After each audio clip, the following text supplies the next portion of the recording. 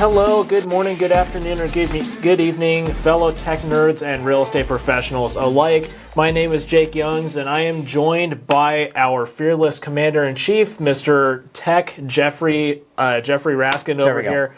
This guy is the leader in the real estate tech world, as we all know. So we're back with episode 4 of the Tech 4 podcast, and kind of continuing on with our Paperless Office series that we've been doing for the last week. We are now talking about professional emails, and we're also maybe going to see a little bit of a tangent from Jeff on why you do not go with Cox emails for your professional email services. I mentioned that last time. Yes.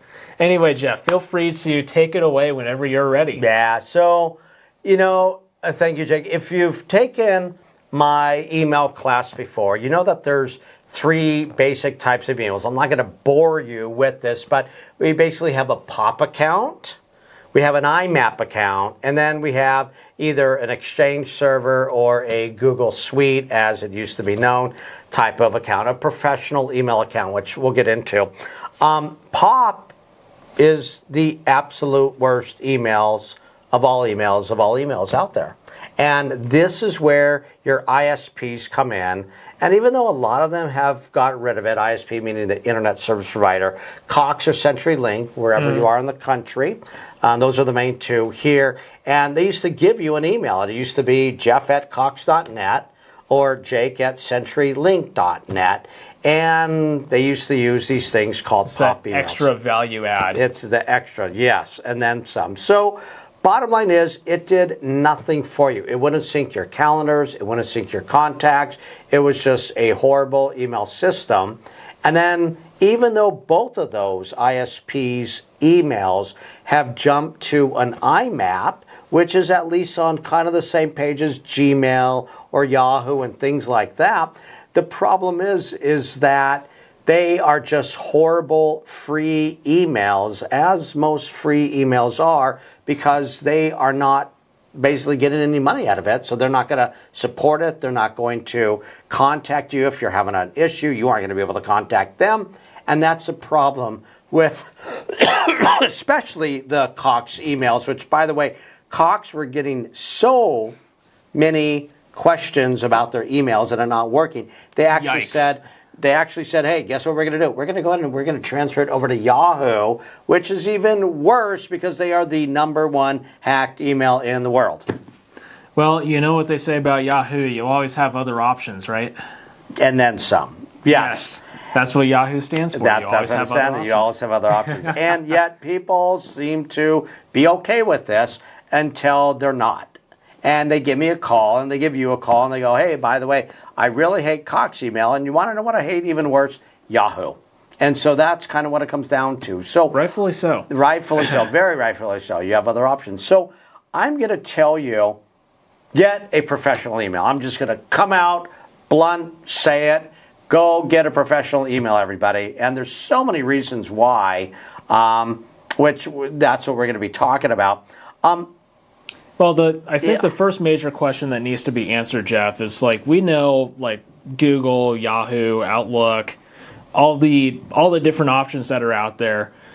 These companies provide personal emails and corporate emails. What exactly do you define as a professional email? It is a beautiful question. Let's go back to what the majority of us agents have out there, and that's going to be Gmail.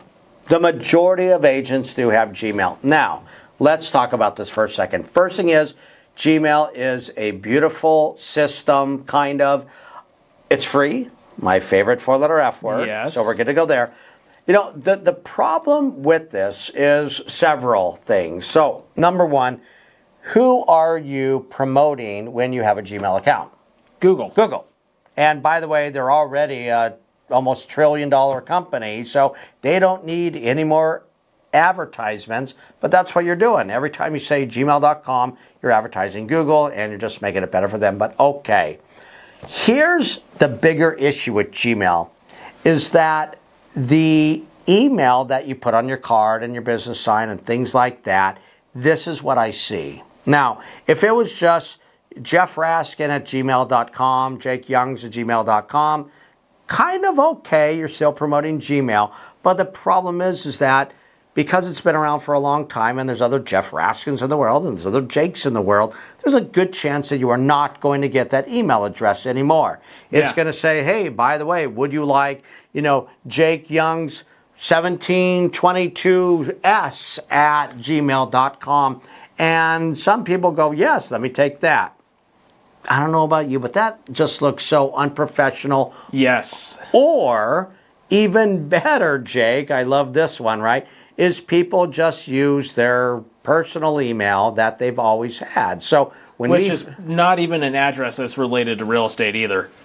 Let's see. A lot of the time. Let's go take a business card. And the business card looks like this. This is Susan Johnson, professional realtor, ABR, ePro, CRS, all these different acronyms and certifications and designations and, top performing realtor, all this other good stuff. And you go down below. Blondie@gmail.com. Well, it gets even better. It's like hotchick6969 at gmail.com.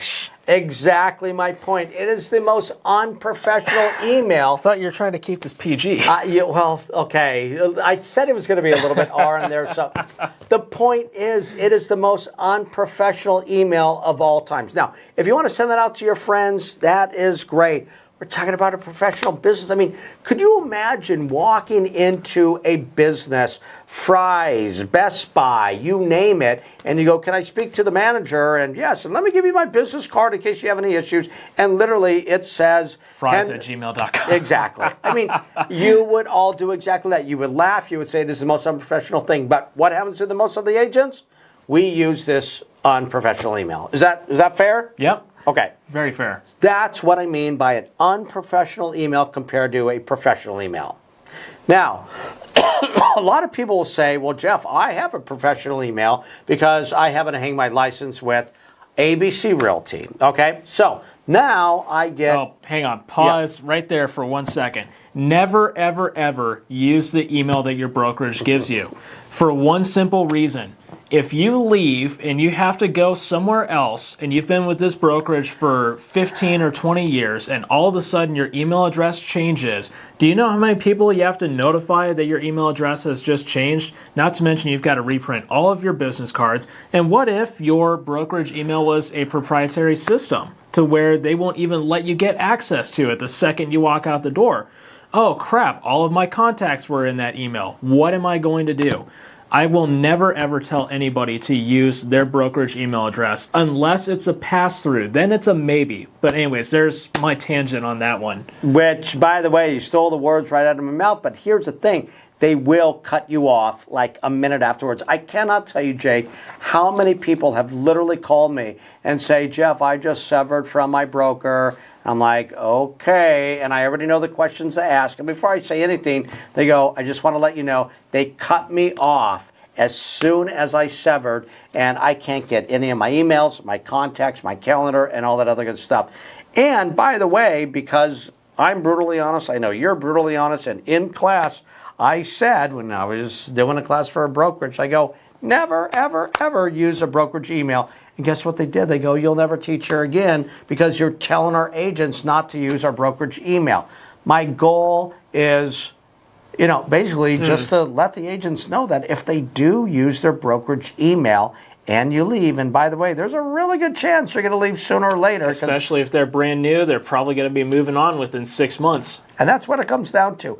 You're screwed, everybody. Like all the business cards, all everything, you're screwed. So let's go back to that professional email that brands you, and you, and nobody else. And no matter where you hang your license, you can move as many times as you want, but that email is always going to follow you. Yeah. That's what I consider a professional email. Love that example. Okay. So where do you want to go with this? So there's there's many places to go get professional emails, obviously, out there.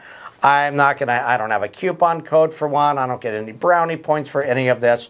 But sooner or later, we're going to have to talk about companies out there that actually do this. I consider there are two major companies out there. There's either a Microsoft Exchange server professional email, and then Google also has a professional domain and then email that you can get along with it. What would be known as the Google G Suite on the corporate side. Correct. And so I used to actually say go directly to GoDaddy. And once again, not to promote GoDaddy. I know, not to, because I don't work for them. I don't do any of this. But the only thing that I will say is GoDaddy does sell the Microsoft Exchange server emails along with the domain, although the domain has nothing to do with Microsoft. And then when they do that, the only thing I will say is that they will give you, I'm going to say for the most part, English-speaking tech support help 24/7, but they can also get a little bit spendy. So what I'm going to tell you to do... And they are headquartered right here in Scottsdale, too. They are. So they're here in Arizona, so keep the economy local. But the other way to do it, which I'm going to say, if you're transferring from a GoDaddy to what I'm going to say Microsoft, I'm going to say it is a little bit difficult, so don't try this necessarily on your own. It can be dangerous. No, it's not, but it can be a little bit tricky. Don't push the red button. Exactly. But if you go directly to Microsoft, actually, and I'm not pitching Microsoft products, but I'm saying the email address that they offer. So what you can do is you can actually go get your own domain. And you can buy that for a penny through GoDaddy, right? Yeah. So go get your own domain. And really quick on domains, here's what I'm going to recommend. Keep it short and easy to spell. Usually, depending on your name is not a bad domain. So like jeffr.com or raskinhomes.com like Jeff has. Any of the above are a good option. Something simple. So, or I could say Young's Homes, Young's Realtor, or whatever. So let's talk about that for a second, because there's one more caveat to that, right? If you ever are thinking about expanding your business and eventually selling your business, actually, I might recommend that you don't use your last name, everybody. Oh, by the way, other caveat there, if you're a woman and you get a divorce, which, by the way, I have seen many, many, many a times. I know, I'll never forget this lady. She goes, Jeff, what email address should I get? And her name was Susan Smith. And I go get smithhomes.com. She did it. Sure enough, she got a divorce. And she goes, Jeff, am I stuck with the Smith? Because I got married again. Or vice versa. If you get married, you're single while you buy your domain. Which is obviously goes both ways. So I'm going to recommend you get something, if it's available. It's going to be a little bit hard, but something that brands you as an agent, that shows that you are in the real estate field. And then if you want to, you can sell it, or you can do whatever you want there. Okay? And even sometimes you can turn around and sell the domain itself for a pretty penny. Which is another. And by the way, these domains are getting harder and harder to get, and especially if you're talking about Scottsdale Homes. I mean, if somebody really wanted to sell that right now, we're talking about tens of thousands of dollars, because they're really hard to get anymore. Yeah. Right. I will say one other option to buy domains. I don't know how it would work necessarily with email, but Wix is a great resource to go and buy domains from, because the beautiful thing about Wix is, I know GoDaddy kind of supports this as well, right, but you can go to Wix and you can get the jakeyoungs.co, .io, .net, .com, all of that bundled up into one, and just have it all redirect to your personal website, your personal email, just in case something happens, like somebody mistypes your web address or whatever the case may be. You know, you bring up a really good point on that one. I would have all of the different suffixes in general, because I get this question as well. Gosh, it brings up a lot of really good things. Should I get a .com? Should I get a .realtor? Should I get a there's a lot of something something afterwards. A .co, right? Company, things like that. So we're past the point where everything has to be .com. The other suffixes are now the more trendy options to go with. And they are, and they're really cool. You could actually, there's a lot of them out there. Oh my gosh, they have everything. .love, fun. So they have a lot of things out there. I guess. Real quick though, I just want to give you guys one little caveat. And full disclosure, I've got one of the .realtor emails from the NAR. I love the .realtor email system. It's so easy to buy into, and it's so easy to maintain, so easy to hook into a website, and I get a huge discount on the Google G Suite through it as well. The one problem, the one gripe that I have with it is the outdated websites that will not accept an email unless it has .com on the end of it. Nah. They're rare, but there are still a large, annoyingly large number of websites that don't accept anything unless it's .com, .net, or .org. Which brings up the point that I really want to talk about. Okay. Get .com. I mean, I'm going to throw it out there. You know, I get it, .net, whatever, right? People are used to .com. They know it. It's just something that's integrated into our brains now. Get a .com, everybody. Really, that's going to be my suggestion. I don't know. What do you think? I would also agree with that. I mean, it depends on yourself and your personal preferences. I mean, .com is more common. And here's the thing about having the .com is if you have a .com, you're probably more likely to get spam or something like that. Fair. Just because it's way easier to find. The one thing that I will say, another caveat with the .realtor email or anything else other than .com, .net, or .org is probably one time out of 15 or 20. I know it's still fairly low, but it happens enough. I give my email to somebody and I say jake@jakeyoungs.realtor, and the person says jakeyoungs.realtor.com. No, it's like, no, it's just .realtor. That's it. So there is a great deal of confusion about that, and probably will be for the next, I want to say 5 or 10 years until something like this becomes a lot more mainstream. Correct. But even so, we won't see a major change in that until we start seeing changes with Google and Outlook down the road.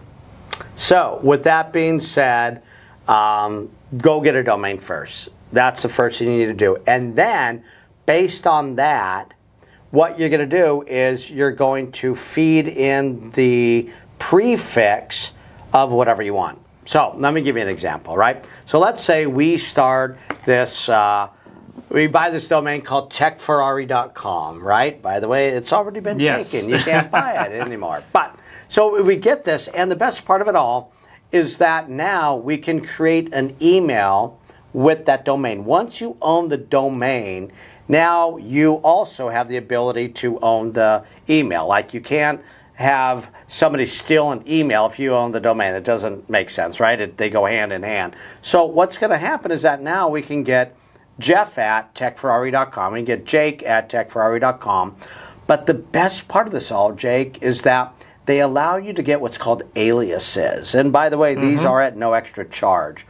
And it can make your organization go from this one-man shop, if that's what you're doing out there in real estate, to this huge company, or at least it looks like it, because now you can add as many prefixes as you want. So the at techferrari.com will always remain the same, but it's what you put in front of it. So in other words, if I have Jeff at techferrari.com, right, people are going to do it.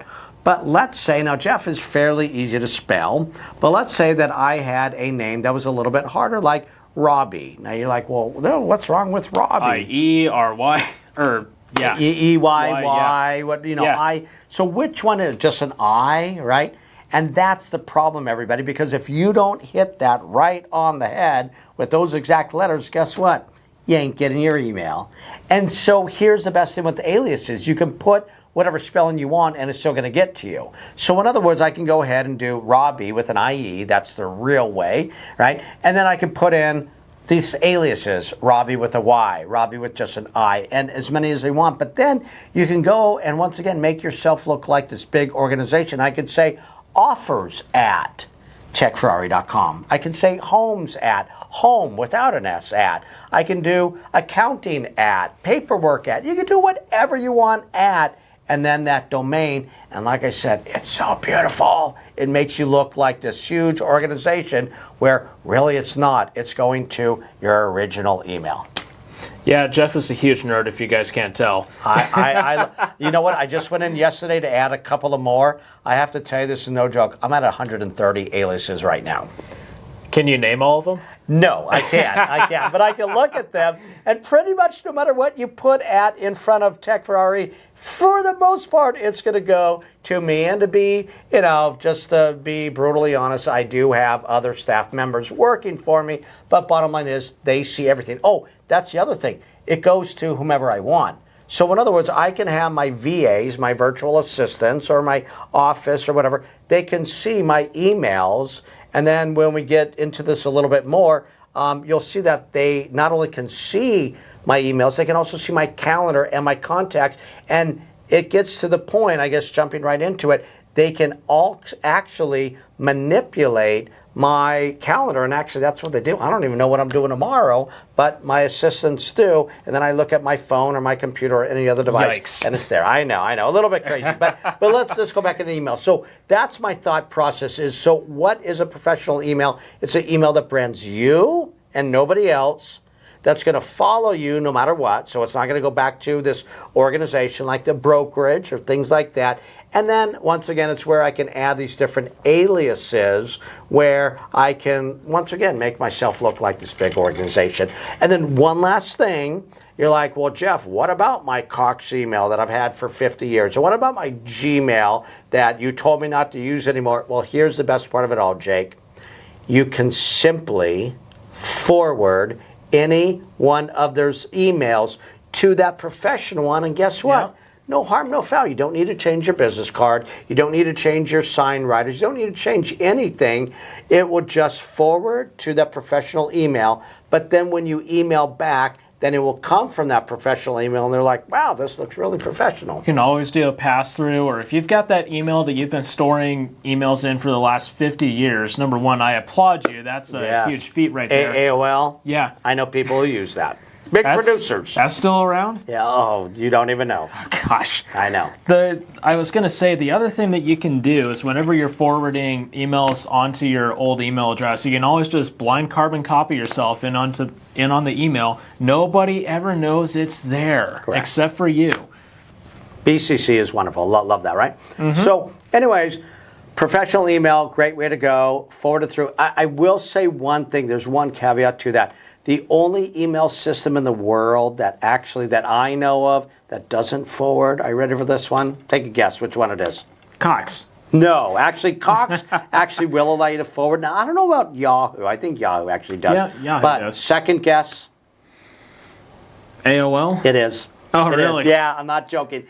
AOL does not want you leaving AOL, everybody, right? So when you got mail, it literally wants you to stick with them forever. So in other words, you can't forward an AOL email address. Well, what if I reply? What if I reply to the email to forward it off to?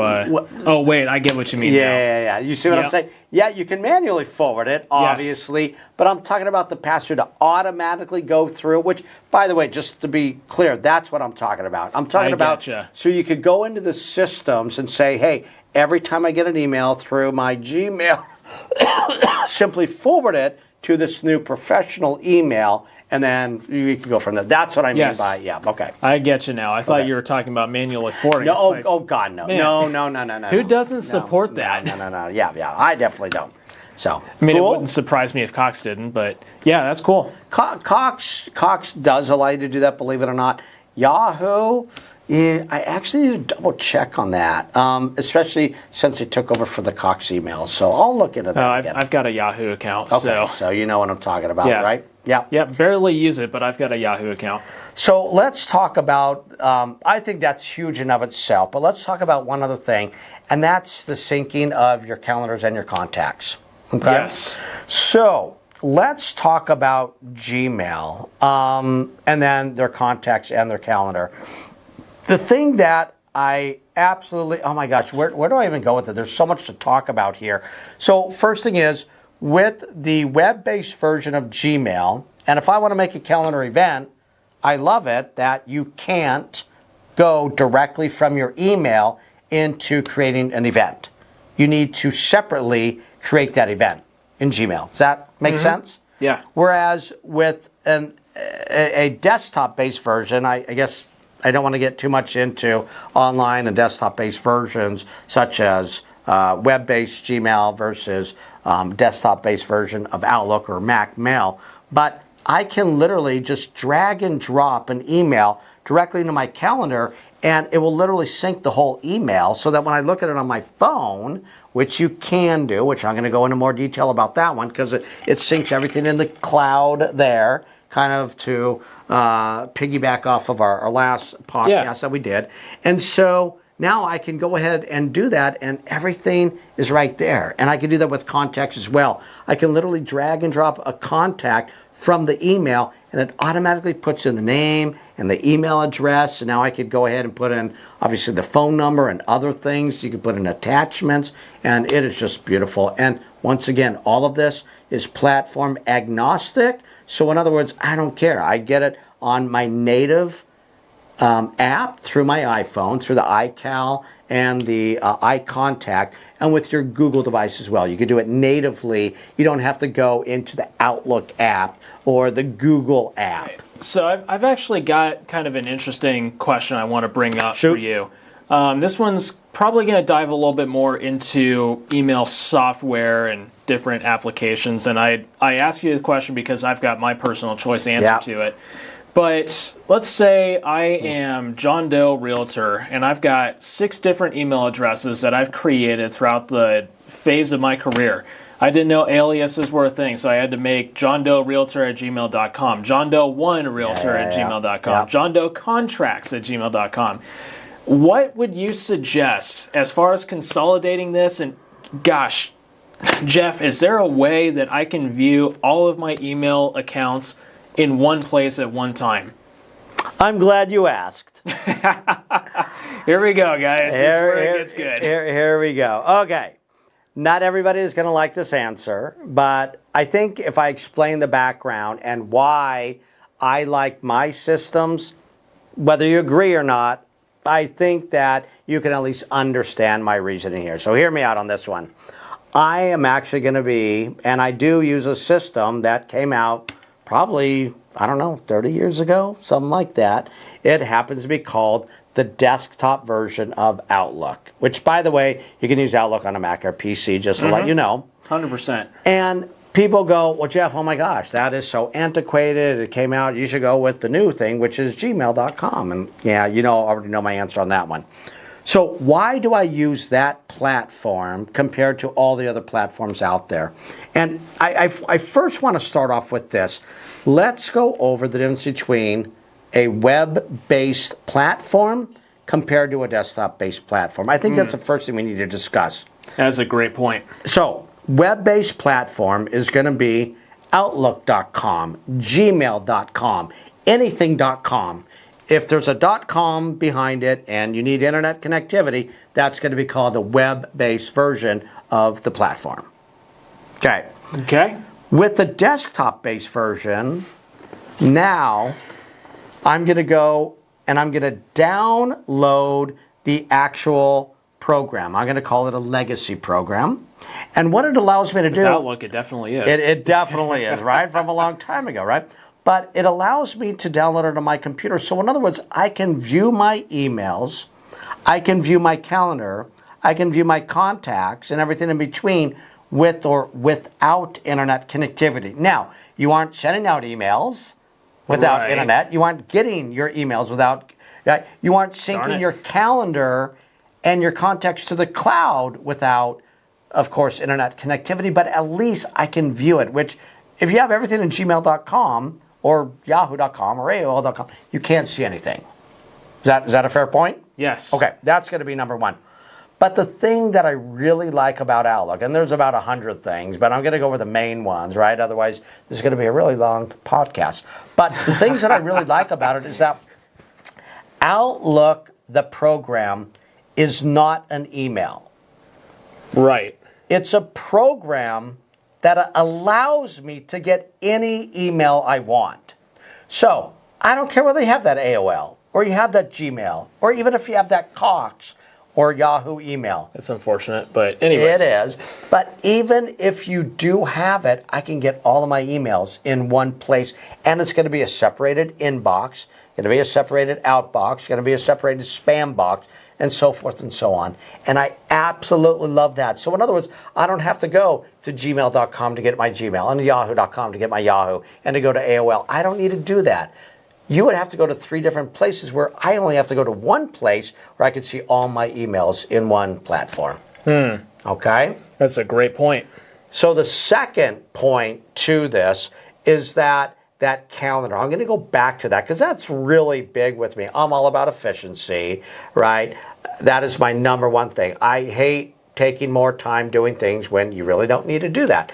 That calendar is that making a calendar event is a great example of this. So once again, with Outlook, the program, I can take my email and I can literally, now if you have a touch screen, right, I can literally just take my finger and drag and drop it up to the little, I know, I'm a big on touch screens, right? But I can drag and drop up to the calendar icon and it will literally make me a calendar event. And it will bring over the whole body of the email so that it does sync to the cloud, which we'll get into that in a little bit. Then on my iPhone or whatever, I can see all of the chain, the whole thread throughout. Same thing with the contact, as I just mentioned, so I'm repeating myself. Yeah. Literally drag and drop it over, which, by the way, is not even possible in any web-based email. Any web-based email platform. So you got to have a whole different tab open for that. That's right. If you can even do it. Well, you can. That's the thing. I could have a different tab, right? You could have tab Gmail and then tab Google Calendar. That's true. But you still can't drag and drop, whereas I can. Love Outlook. It's wonderful. That's a great point.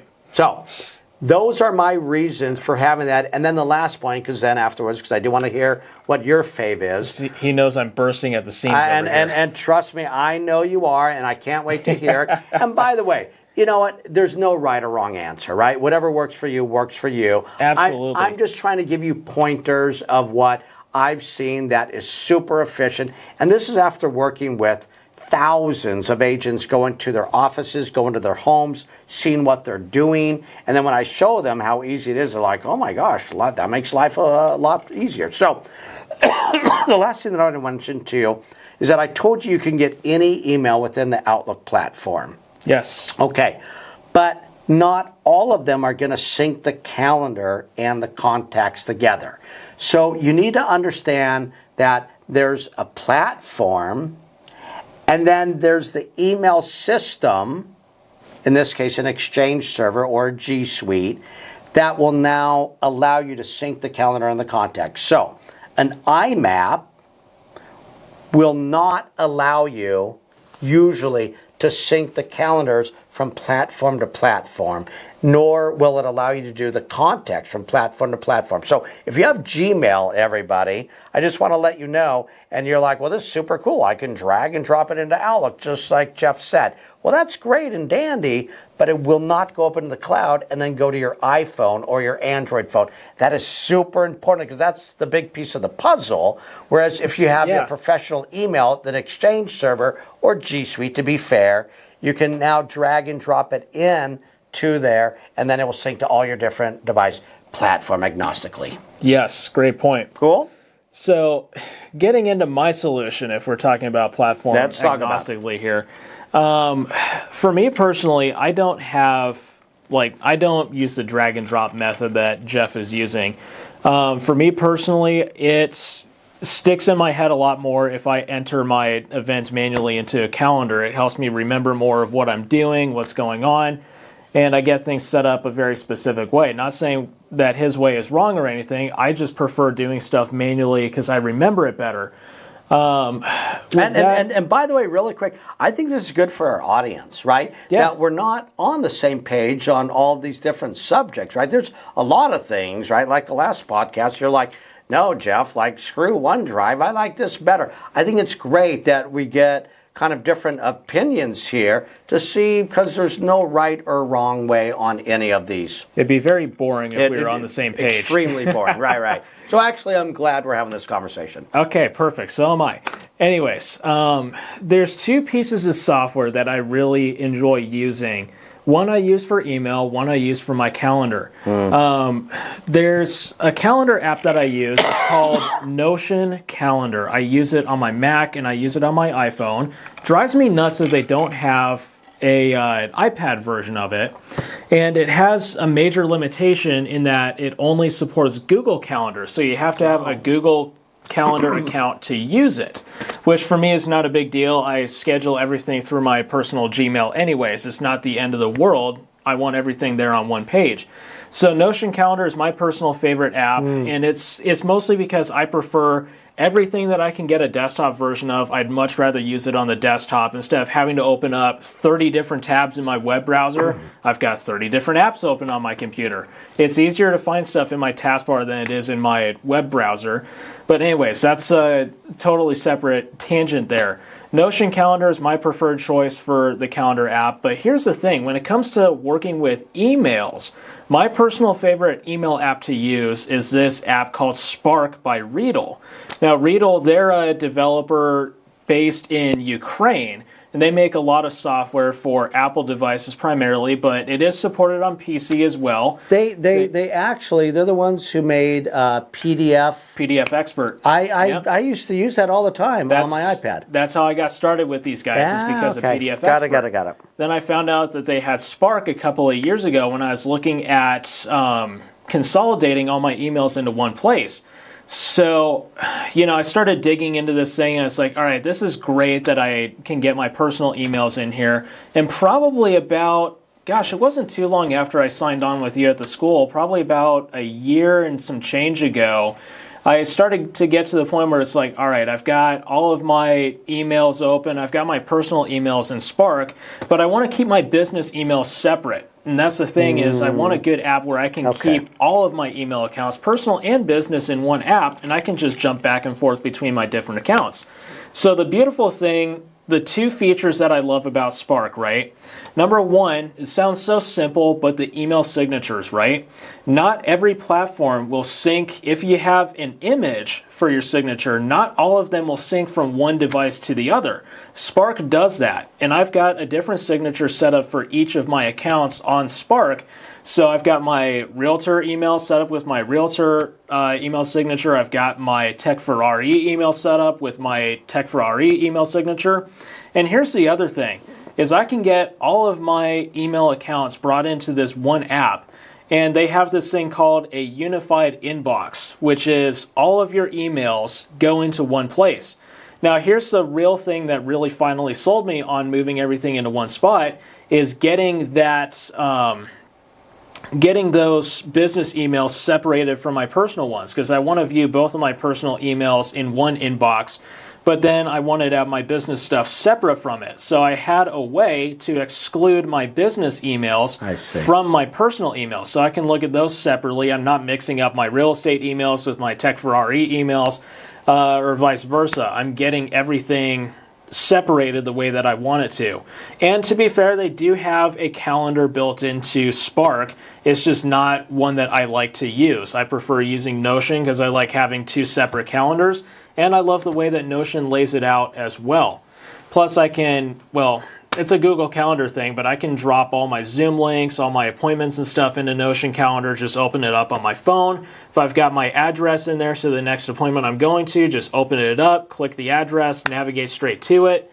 And yeah, I think those are my answers for what I'd like to do. That's kind of interesting. So what I'm hearing out there from you is that you like to use multiple different platforms to do what I'm doing in all one platform called Outlook. Calendar, contacts, emails, drag and drop, and you're just deciding to be inefficient by using a couple different things. Sure, yes.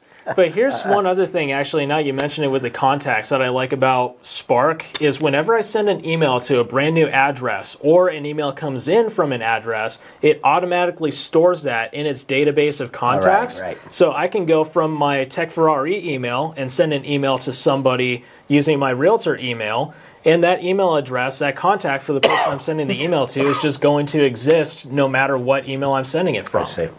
I see. Yeah, that's cool. Look, like I said, and I'm being serious about this, that there is no right or wrong way. It's whatever works for you. Is all we're trying to do is tell you what we are using out there. If you think it would make your life easier, try it out. If you're thinking like my system works, stick with that. right? Now, except for the email, I'm still a big believer on the email thing, having a professional email compared to a non-professional email. That has nothing to do with the system. So that's another thing that I do want to bring up. I want to make sure that people understand that an email and a system are two completely different things. Correct, right. yes. So what I'm seeing out there is that people say, oh, well, I have Gmail, so I need to use gmail.com. No, you don't. I have AOL, so I need to use AOL. No, you don't, everybody. An email is separate from the platform. Most people think that just because it's Yahoo, you need to use Yahoo. No, you don't. You can get that in a multitude of platforms. Outlook is just one of them, right? There's a lot of other platforms, Spark, whatever. Just like Spark, there's correct. 30, I can think of 30 different apps on the App Store that do the exact same thing Spark does. Yeah. And so it's just a matter of the look and the feel that you like from the platform that you want to use. So I think that's super important because I truly believe most agents don't understand that concept. I mean, I have people all the time, they're like, well, I use Outlook. And I'm like, okay, but what email do you use? And they go, Outlook. And I'm like, no. Unless they really do have an Outlook, because Outlook does that. But most people do not. They're like, I'm like, no, what's your email? They're like, oh, I have Gmail. And I'm like, okay, so what platform? And they're like, well, so people don't understand that just because you have an email, once again, sounding like a broken record, the email and the platform have nothing to do with each other. That is actually a really, really good point. I think it's powerful. One other thought that just popped into my head is kind of related to email, kind of not. Jeff, I'm sure you'll agree with me on this one. When it comes to your computers, your cell phones, your iPads, all those different devices like that, I can't stress how important it is to make sure you're using the same apps on all your devices. You don't want to be using Apple iMail or Apple Mail on your iPad, and then you've got Outlook on your Mac. You don't want to be using Gmail on your iPhone to try and service everything. That's kind of what we're both getting at, is you want to have everything synced on one platform so that no matter where you go, like with Spark, all I've got to do when I get a new device, one username, one password gets all my emails on one device. And it looks exactly the same. And also, to that point as well, you're talking about knowing what we're using and things like that. The thing that I think really got me started with Spark is I was already using PDF Expert, had been using it for several years at that point. So having pieces of software, even the whole Microsoft Office suite's a great example of this. Having pieces of software that feel similar, work similar, do similar things, that's a really huge deal. And that right there, just having similar pieces of software will help speed up your workflow 10 times over. You know what? I'm really glad you brought that up. This might be going a little bit too much down a rabbit hole on this one, but let's take Microsoft Office really quick, even though we're talking about kind of professional needs. But if you use Office, so once again, Word, Excel, PowerPoint, Outlook, all this other good stuff. If you use an acronym, most of you know what I'm talking about, where you can go ahead and put in an acronym and then it will spell out the whole word. It's called autocorrect feature if you want to Google that one. And if I put in JR in Word, it will come out with Jeff Raskin. So I'm typing, I just do JR and it will automatically come with Jeff Raskin. I don't need to spell out Jeff Raskin. What happens if you need to say Junior? That is a great question. And I'll actually, no, it's actually a really good question because it's happened to me many times, and I'll actually talk about that. So I've got a solution real quick for Apple devices if you're doing that. Yeah. So like I've got NAR set up to automatically translate to National Association of Realtors. Yep. Come to find out, if I type in NAR, translates to National Association, you get the idea. But if I type in NARR and then delete the second R, it leaves it as NAR. Wow. Okay, so you decide to take that path. I take it a little bit different. If I wanted, because I have the same thing, so if I type in NAR, it's going to come with the National Association of Realtors. It's automatically going to do it. Is what I do, and this little trick is going to not only teach you about this, but anything on there. I use a great feature, a little function called control, and for you it would be command, and it would be, what is it again? I forgot. On the Mac? No. I'm joking with you. Okay. But it's Z. So if you do Z, That makes sense, everybody, yes. right, it undoes what you did. So if I do NAR, and I really wanted it NAR, didn't want to spell it out, you do Control Z, Command Z on the Mac, and what it will do is just, it will go back to NAR. But, so great question on that Mac is a little bit more finicky than that. Really? Yeah, it can be a little bit troublesome with doing that kind of stuff. Okay. On the iPad or on the iPhone, it's really, really easy, but on the Mac, it's really weird. I'm glad he corrected me on that one, because obviously I don't know Mac. So, okay, I thought it would be very similar, but I guess not. So, JR, and you want a Junior, because I have this all the time. You just do Control Z, and then it will go back to Junior. So, but the point that I was trying to make to you is that those autocorrect features that I create on my Word product will now translate over to Excel, Outlook, Publisher. So I don't need to keep on doing it for each one. So I love the uniqueness of how they all work together. Or you can just get an Apple ecosystem and they just sync on all your I knew devices. that was coming. I knew that was coming. Yeah, and to be fair, like I know you've taught me how to do it on Windows, but man, it's a pain in the rear end on Windows compared to Mac. There's some things that I've realized that work really well on Windows that don't on Mac, and vice versa.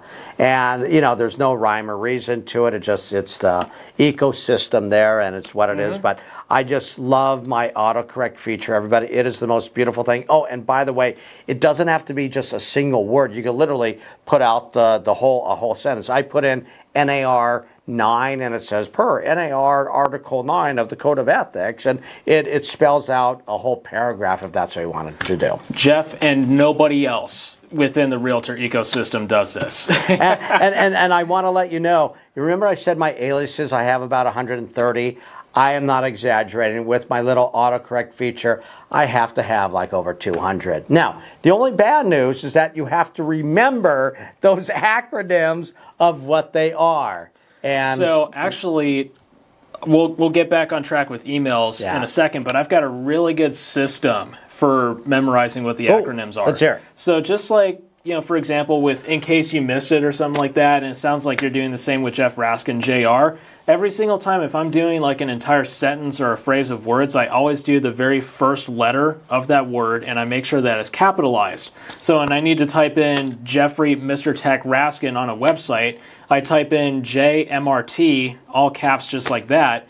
Usually, I know it's kind of the default system, but usually if you can remember what the first letter of each word in your phrase is, it's usually an easy way to remember it. Yeah, and that's a great way to do it. I mean, most of the time, that's what I do. I mean, I have good morning, good afternoon, good evening. So, GM, GA, G. I mean, it's pretty easy, and I know that I'm going to get it. And then sometimes, you know, like I have, this is kind of interesting, right? So I have GoDaddy and I have Google Drive. They happen to both be, you know, GD, right? So I'm thinking like, how do I do it? So now I'm used to it so much. I do GoDaddy, I do GDD, because I had to add an extra D in there, and then just some that you just gets ingrained in your head. So I know my own acronyms to an extent. Sometimes I'm like, why didn't I put that in there? And then I type it and I'm like, oh, I did. So sometimes I forget about my acronyms.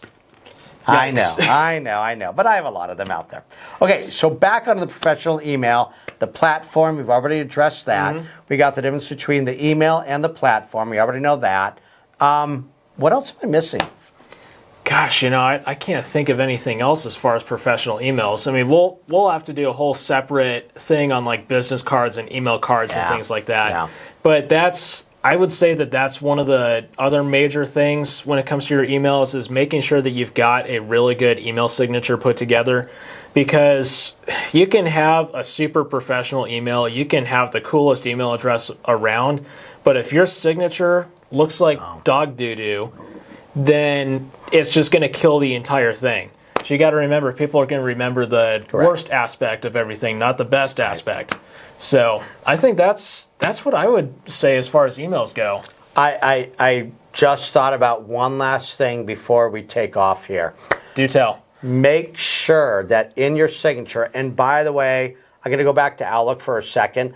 I can actually, depending on the email, I can have a separate signature for each email that you mentioned before, but I can also mix and match. So in other words, I can go ahead and right-click on my signature, and it will do any one of the 5 signatures that I have, regardless of the email. So I can either have it matched together, or I can have it. So I just want to mention that. But here's what I really wanted to say. Fellow realtors, real estate professionals out there, whatever you do, if you have a JPEG as a signature, which a lot of people do. I have that too. And which, by the way, I love to see your beautiful faces. I love to see your, logo. This is all good. I know where you're going with this. I know you know where I'm going with this, because here's the thing. If it's a JPEG and somebody's looking at it on their phone like I do at every red light, everybody, I'm not going to lie, and I want to call you, guess what I'm not able to do? Can't click on it. I can't click on it, and it will not dial you. Okay? You didn't go where I thought you were going to go. Oh, okay. I thought that was the obvious thing, but what were you thinking? You said something about profile pictures, and I was thinking realtors and their 30-year-old profile pictures that they haven't updated in so long. See, you said it. I didn't. I guess I could have gone there as well. Should we talk about updating their photos and not their prom photos from their high school days? Yeah, we'll save that for another episode. That'll be another episode. We'll spare you guys that for right now. But seriously, everybody, make sure, if you want to put in that JPEG, that's no problem at all. But make sure that you also, even if you just type in your email address separate from the JPEG, people are you got to make it a clickable link. Because if it's not clickable, I'm telling you, people aren't going to call you because they can't remember 7 digits. Well, what you can do is just open up Siri on your iPhone. And trust me, I knew you were going to say that, Mr. Tech Jr., but here's the thing. Most people are not going to be like, oh, yeah, hey, Siri. But that clickable phone number is a big thing. Yeah, that is a very good point. No. So I think that's where we better leave it off for Perfect. this episode. Guys, thank you for joining us. And Jeff, I'll let you take the outro here. Other than that, everybody, thank you for joining us on these wonderful podcasts that we are sitting here and making to educate all of you. That's our goal, just to educate you, to make you a better realtor, a better real estate professional, and just better at technology. Because most of us were not born with a silver iPad in our mouth. So with that being said, have a great rest of your week, and we will see you next week. Thank you very much. That iPad in the mouth sounds painful. I know.